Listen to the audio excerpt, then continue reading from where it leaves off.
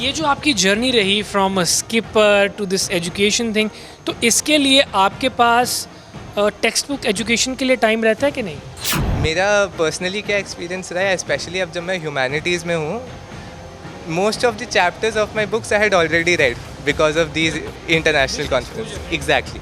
तो आपको ऐसा क्या लगता है कि एक्सपोजर वाइज हमारी एजुकेशन सिस्टम हमें वो प्रैक्टिकल नॉलेज ज़्यादा दे पाती है या नहीं, as compare to the students of rest of the countries? Comparing India to rest of the countries, I believe कि हमें एक्चुअली ज़्यादा नॉलेज मिलता है. हिस्टोरिकल एस्पेक्ट ले लीजिए आप या पॉलिटिकल एस्पेक्ट ले लीजिए, वहाँ पे डेफिनेटली कुछ डिफरेंट सिस्टम्स हैं इन प्ले, मगर वो सोशियो कल्चरल डिफरेंसेस की वजह से होता है. स्किपिंग का Guinness book of world records में ऐसा कोई रिकॉर्ड है अभी तक 30 सेकेंड्स जो ब्लाइंड फोल्डेड स्किपिंग जो आपके पास? ब्लाइंड फोल्डेड नहीं है, and yeah, I hope to create that very soon. There's a record for most number of skips in 30 seconds, which is around 262. Yes. What age were you exactly when you started this? I was around 15 years of age when I started, and at the time I was about 90, more than 90 kilos of weight. Parents के लिए message, ताकि बच्चों को motivate करें, because कई बार parents तो करते ही हैं always, they are always a blessing for their children, but कभी कभी क्या होता है बच्चा कुछ और करना चाहता है, पेरेंट्स कहते हैं नहीं तू ये कर, और बच्चा भी कच्चा पक्का होता है कि मैं करूं कि ना करूं, तो उस सिचुएशन में क्या करना चाहिए both parent as well as the child? Parents में पर्सनली जैसे I have a lot to thank my parents for. My father and my mother, they never pressured me to do anything. उनने हमेशा बोला है जो आपका खुद का ट्रैक है आप वो फॉलो कीजिए. और लिखवा के प्रैक्टिस जो करवाई जाती है स्कूलों में डांट के, वो कहीं ना कहीं हम इंडियंस को काम आती है कि उस लेवल पे जब हम जाते हैं तो we are much more aware and much more, जिसको हम कहते हैं ना, accustom to that knowledge, right? Definitely history, political science, economics, इन सब सब्जेक्ट्स में ना हमें जितनी डेप्थ में पढ़ाया जाता है वो बाहर नहीं है. एंड वेरी ऑनेस्टली मैं एक चीज़ बोलूँगा अपने दिल से कि हमारे को जो ये कॉम्प्लेक्स रहता है कि वो बाहर का स्टूडेंट है वो हमसे बेटर होगा, 100% रॉन्ग.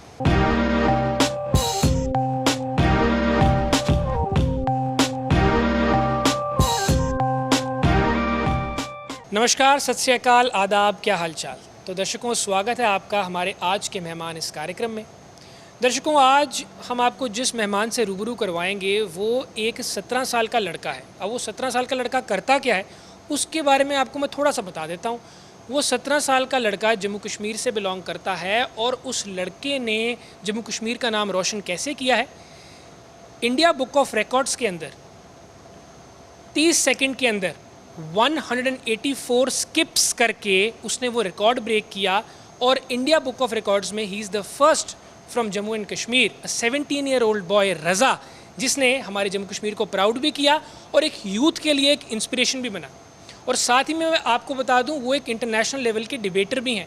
तो सीधा आपको रज़ा के पास लेके चलते हैं और रज़ा से ही उनकी अचीवमेंट्स के बारे में भी जानते हैं, उनके लाइफस्टाइल के बारे में भी जानते हैं, और भी कई बातें करते हैं. तो Raza, you are welcome to our show. Thank you for coming. Thank you so much sir. तो रज़ा, सबसे पहले मुझे ये बताओ, एक चीज़ शायद मैं भूल गया, ये स्किपिंग तो आपने की लेकिन ब्लाइंड फोल्ड होके की, तो इसके पीछे कितनी प्रिपरेशन लगी, और पूरा थोड़ा सा विस्तार से इस बारे में बताओ. जी of course sir. As you know कि स्किपिंग इटसेल्फ काफ़ी डिफ़िकल्ट प्रोसीजर होता है because there is a lot of hand eye coordination जो आप मेरे से नहीं हो पाती, सॉरी टू बी ऑनेस्ट. तो एग्जैक्टली तो हम काफ़ी बार करते हैं कोशिश, बट इट्स मोर लाइक या कभी आपके सर पे रोप बजेगी या कभी you will hit yourself here on the arms. So पहले तो itself like I prepared for about 2 years just normal skipping जो आपका होता है, जो आप ऐसे करते हो नॉर्मली. उसके बाद अराउंड 2nd year के फर्स्ट हाफ में मैंने स्किल्स करना शुरू किया, क्रॉस करना, लेफ़्ट राइट, आगे पीछे. और उसके बाद जाके after 2.5 years almost I was able to close my eyes, अपनी आंखें बस बंद रखना ऐसे, और स्किप करना स्टार्ट किया, प्रैक्टिस शुरू की. और उसमें भी बहुत बारी कभी गिर जाता था, sometimes the rope would hit me on the head and what not. So around year 3, the starting of it, I was able to successfully do about 20-30 blindfold skips with a proper blindfold around my eye. What age were you exactly when you started this? I was around 15 years of age when I started, and at the time I was about 90, more than 90 kilos of weight. Okay, so you reduced a lot of weight during all this. And I'd like to thank my coach for that. His name is Abhishek Jamwal. So he was the individual that got me into skipping. तो मेरा तो यही था, sir दौड़ा दो आधा घंटा and that's the end of it. But he was like no, you have to skip. And at that time वो भी होता है ना कि skipping is a girl sport और ज़्यादा लड़कियां स्किपिंग करती है, वो स्टेरियोटाइप. हाँ एग्जैक्टली, तो वो स्टेरियोटाइप ब्रेक करने में my coach was the key player. And मैंने तब से स्किप करना शुरू किया. बीच में छोड़ा, बीच में वापस पिकअप किया, चलता रहा. But at the end, I fell in love with the process. And that was when I realized that it's such a beautiful tool, skipping. You can do your hand-eye coordination, your weight loss, your cardio, your stamina, your muscle strengthening and whatnot. So I fell in love with the process, and around year 3 of preparation, अभी recently मैंने 184 skips किए with 2 blindfolds, a proper एक blindfold and उसके ऊपर एक और कपड़ा. So that was done just to ensure कि कहीं से भी लाइन ऑफ विजन ना मुझे दिखे, क्योंकि मुझे खुद बहुत बुरा लगता if I would have been able to see and I would have cheated. So it was called sportsmanship guys, जो इन्होंने जिसका शोकेस की, that's the sportsmanship. So that was around 3 years of proper consistency that I believe got me, and a lot of support from my coach. तो रज़ा, इसके साथ ये भी बताओ कि जब आप स्किपिंग में आए और जब आपने जिस बंदे का आपने रिकॉर्ड तोड़ा, उस बारे में भी बताओ कि पहले ये रिकॉर्ड होल्डर कौन था. फिर हमारे जम्मू के रज़ा ने जब ये रिकॉर्ड तोड़ा, उसके बाद उसका नाम आगे आया. लेकिन इससे पहले किसके पास ये रिकॉर्ड था जिसको रज़ा ने तोड़ के उसको डिफीट करके आ गया है? पहले ये रिकॉर्ड हेल्ड वो रखा था of an individual from Karnataka. So he was the individual, I believe, from South India that held the record for a good 3-4 years आराम से. उनका क्या था नंबर, क्या था स्किप्स का, इफ़ यू रिमेंबर? अराउंड 163 था. तो आई have a lot of respect for him of course. वो में से, हाँ जी जी, तो वो में से 1 साल बड़े थे. बट रिसेंटली उनका रिकॉर्ड मैंने तोड़ा, and he was also very happy with the fact कि कोई आ रहे हैं and somebody is taking initiative. So वही था. Very right. इसके साथ साथ ही एजुकेशन के बारे में अगर आपकी बात करें, आप बड़े एक्टिव हैं एजुकेशनल इवेंट्स में. You are an international level debater, you are also affiliated with UNO as well. तो उस बारे में थोड़ा हमारे दर्शकों को बताएं, बिकॉज यूथ जो आजकल का है ना, youth needs to know these things, because I feel कहीं ना कहीं यूथ डी ट्रैक हो रहा है, और उसको वापस ट्रैक पे लाने के लिए आप जैसे लोगों की ज़रूरत है कि आगे आकर यूथ को गाइड करें, उनको अपना भाई समझकर उनको ट्रैक पर वापस लाएं.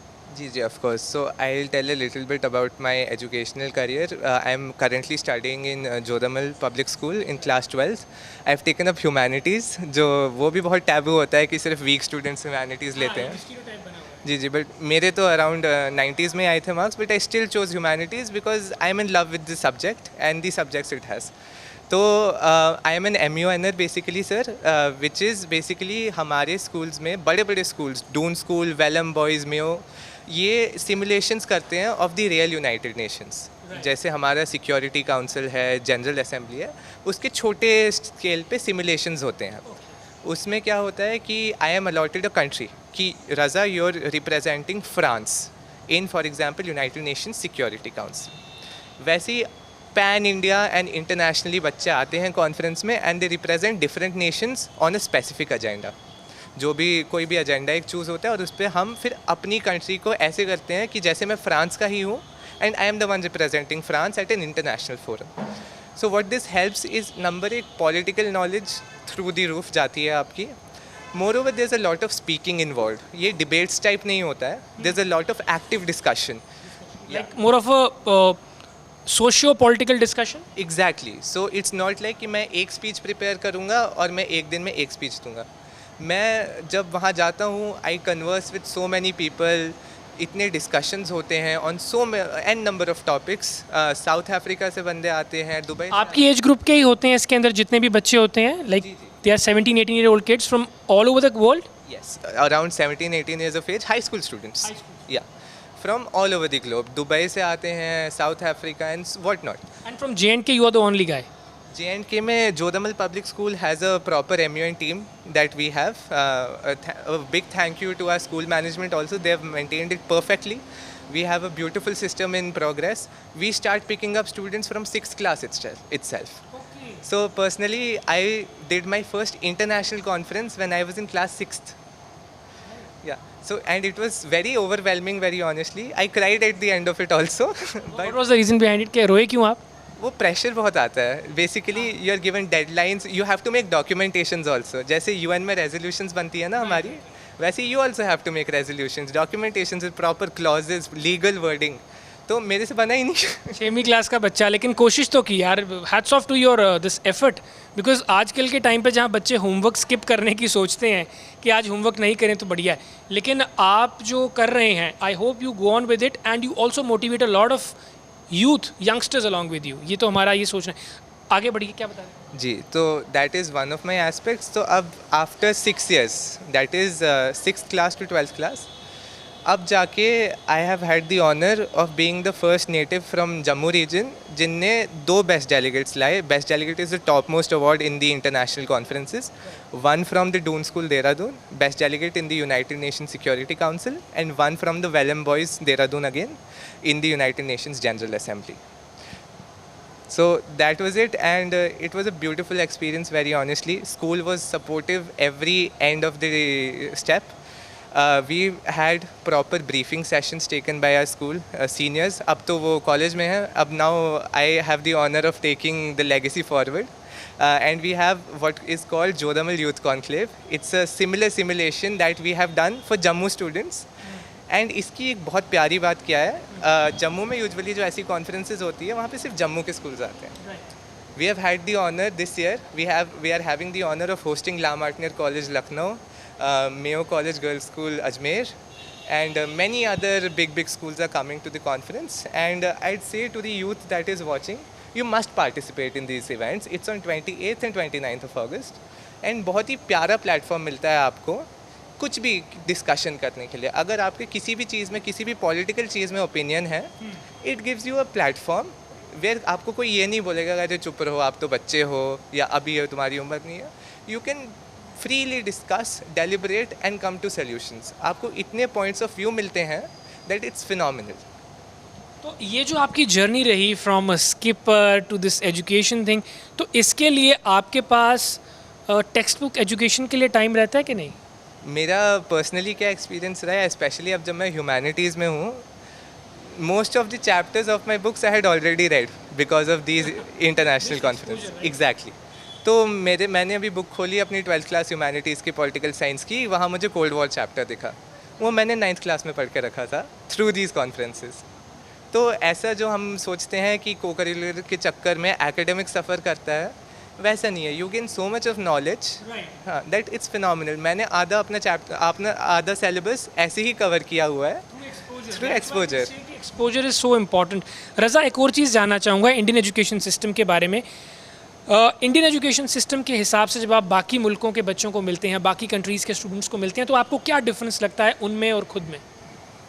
डिफरेंस वेरी ऑनेस्टली हमारी एज ग्रुप में ना कुछ ज़्यादा नहीं है.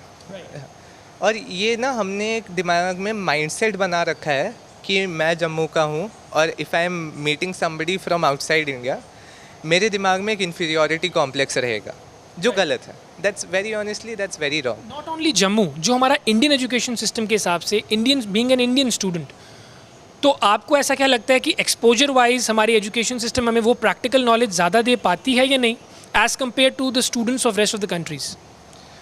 Comparing India to rest of the countries, I believe कि हमें एक्चुअली ज़्यादा नॉलेज मिलता है. हिस्टोरिकल एस्पेक्ट ले लीजिए आप या पॉलिटिकल एस्पेक्ट ले लीजिए, वहाँ पे डेफिनेटली कुछ डिफरेंट सिस्टम्स हैं इन प्ले, मगर वो सोशियो कल्चरल डिफरेंसेस की वजह से होता है. They have a different culture there and a different society there, so they teach their students in a different way. But मैंने ऑन अ पर्सनल लेवल देखा है कि इकोनॉमिक्स हो गया, पॉलिटिकल साइंस हो गया, हिस्ट्री हो गया, हमारे पास थोड़ा एज रहता है क्योंकि हमें ज़्यादा डिटेल में पढ़ाया जाता है. और हमें लिखवा के प्रैक्टिस जो करवाई जाती है स्कूलों में डांट के, वो कहीं ना कहीं हम इंडियंस को काम आती है कि उस लेवल पे जब हम जाते हैं तो we are much more aware and much more, जिसको हम कहते हैं ना, accustom to that knowledge, right? Exactly. तो क्या होता है, मुझे भी जैसे आपने बोला हिस्ट्री के नोट्स हम लिखते थे, वो इधर प्रोग्राम हो जाते हैं फिर. Even though you hate the process of writing and learning, but when you are doing an impromptu speech for example at such a forum, तो आपको ये इम्प्रॉम्प्टू आना चाहिए और ये आपके दिमाग में वो एकदम कोडेड होना चाहिए, एंड उसमें बहुत हेल्प मिलता है. Definitely history, political science, economics, इन सब सब्जेक्ट्स में ना हमें जितनी डेप्थ में पढ़ाया जाता है वो बाहर नहीं है. एंड वेरी ऑनेस्टली मैं एक चीज़ बोलूँगा अपने दिल से कि हमारे को जो ये कॉम्प्लेक्स रहता है कि वो बाहर का स्टूडेंट है वो हमसे बेटर होगा, 100% रॉन्ग. हाँ, ये इंफीरियरिटी कॉम्प्लेक्स नहीं होना चाहिए. मेरा माइंडसेट क्या रहता है, वो भी इंसान है, मैं भी इंसान हूँ, वो भी 17-18 ईयर्स का है, मैं भी 17-18 ईयर्स का हूँ. डिफरेंस इंटेलेक्ट का आता है और मुझे पता है मैंने प्रिपरेशन अच्छे से की है, तो आना ही नहीं चाहिए ये इंफीरियरिटी कॉम्प्लेक्स. जस्ट बिकॉज वो डिफरेंट जगह पैदा हुआ है does not mean anything. You can Believe in yourself. What Raza means is you got to believe in yourself. You got to be knowledgeable. आपको पढ़ाई करनी है, उस बारे में पढ़ना है, फिर inferiority complex का आएगा. रज़ा, इसी के साथ मुझे एक चीज़ बताओ, इंडियन बुक ऑफ रिकॉर्ड्स तो आपने तोड़ दिया, अब Guinness book of world records की तैयारी चल रही है कि नहीं? जी जी, Guinness book of world records के लिए पूरी तैयारी चल रही है. Very soon if God is gracious enough I am going to apply for the same. उसकी एप्लीकेशन प्रोसेस थोड़ी लंबी होती है.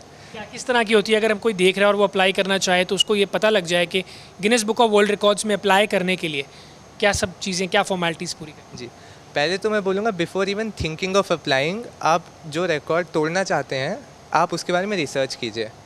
There is a good chance कि किसी और ने वो रिकॉर्ड बना रखा है. If that is the case, then you need to focus on breaking the record.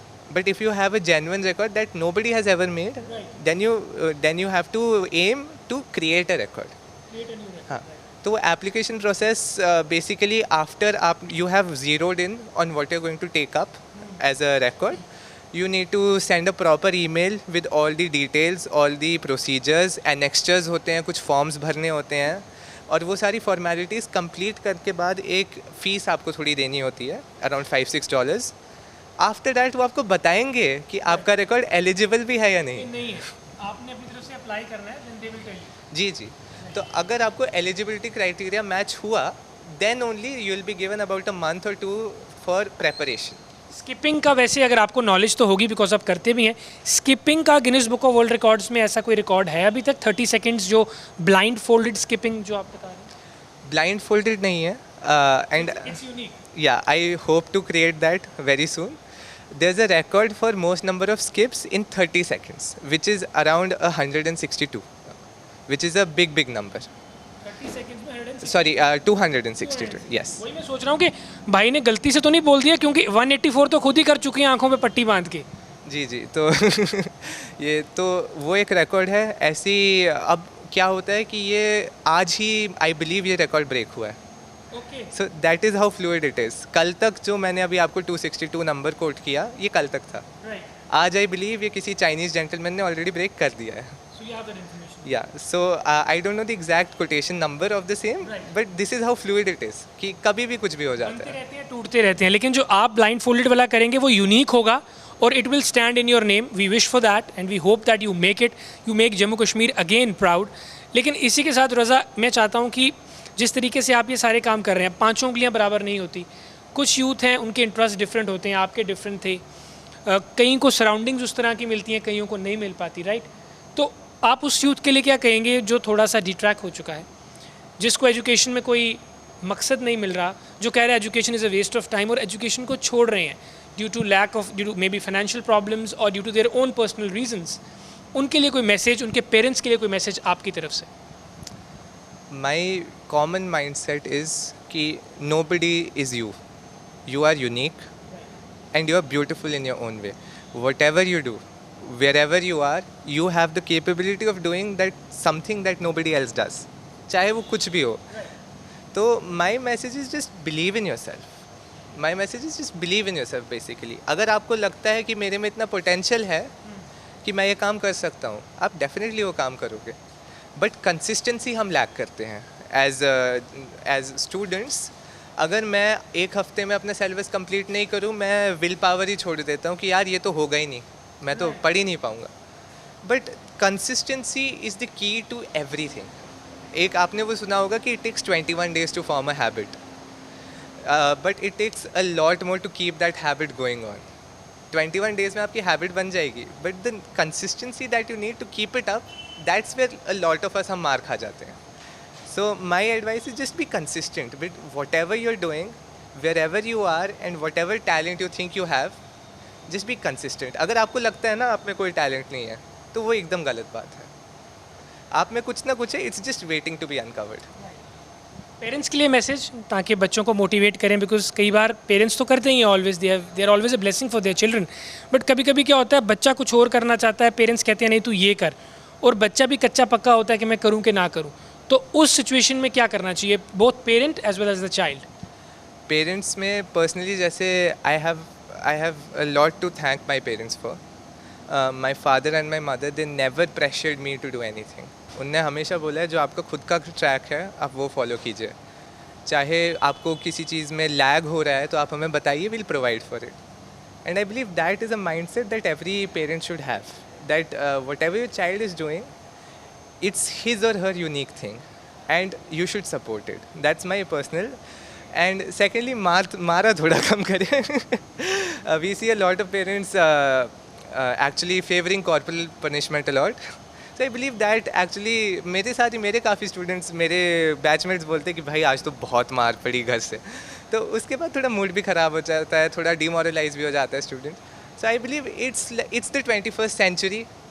We need to change certain norms that have been set in and taboos break करने हैं basically हमें, stereotypes break करने हैं हमें. Humanities is a bad subject ये, या skipping is something that only small kids do. ऐसे छोटे छोटे stereotypes, अरे ये तो मोटा है ये skipping ही नहीं कर पाएगा, that is something I used to hear a lot. So these are the stereotypes that we need to break and we need to be supportive of each individual no matter what they do and who they are.